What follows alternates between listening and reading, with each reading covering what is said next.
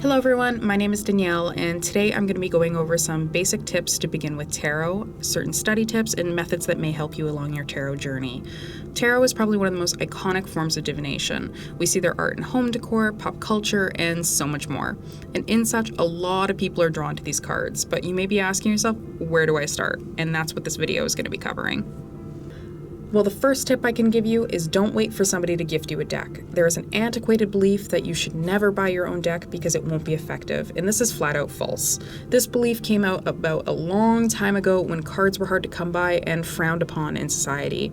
So the only way that you would realistically receive one is from a family heirloom or a gift from a fellow practitioner, and things have changed. If you want to practice and you are drawn to learning, don't wait for someone else to give you the green light to do so. This is your craft and your magic. You do not need permission to start.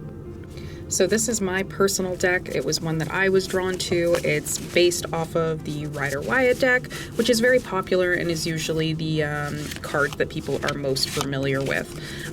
When picking out your own deck, really just get one that you're drawn to, enjoy the imagery and the artwork. Usually for beginners, I do recommend that they go for the Rider-Waite deck just because you're going to find more resources out there to help you because it is the more iconic form. However, if you don't like the imagery, you're not going to connect with that deck, so get the deck that you want. So when you first get your deck, you may be cracking them open and then looking at all this information and be like, okay, now what do I do? And that's totally normal. I get this question a lot, asking about study tips and easy ways to learn to read cards. And unfortunately, there is no magical trick in learning this.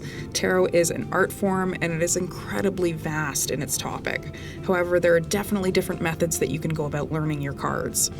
My best advice is to ask yourself what your learning style is. This may seem simple, but it definitely takes some work.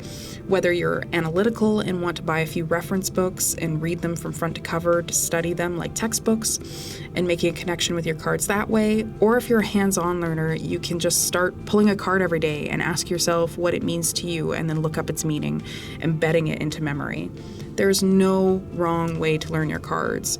Break your deck into small sections and pick a section to use like flashcards before bed, or making a playlist for each card to memorize its vibe and meaning of each card. These are all options, so do what's best for you. The most important step is making a strong connection with your cards. The first thing I do with my tarot cards when I get a new deck is to look through all of the cards and pick out my favorite one, which is the High Priestess. I love its meaning and it's always resonated with me, so I always start with this card. They're a good spiritual tool, then they should be treated as such. Remember to cleanse them regularly or after a heavy reading. Touch them often, giving them energy. I know some readers who even sleep with the cards under their pillows at night to connect and share their energy. This deck is yours and it should share your energy. So each reader is going to have their own method and, for lack of a better term, rules for their deck. For example, you may have heard some readers say they don't like others to touch their cards. However, when I do readings, I love getting the person getting read to shuffle the cards to get their energy all over those cards. I feel this helps me get an accurate and connected reading for them. So do what makes sense for you, and remember, these rules can be changed as you grow as a reader as well. Magic is your practice, and it's always evolving with your own growth. Don't be afraid to change things up if you feel things have gone stagnant or have lost connection with those practices. And that's all I have for you guys today about basic tips of learning tarot. Feel free to comment below with any other questions you may have. I would love to answer and help out. Like and subscribe if you haven't already. I'm here with Jacob's Trading. If you haven't heard of us, make sure to check the description below to find more information to lead you to our website. But have a magical week, guys.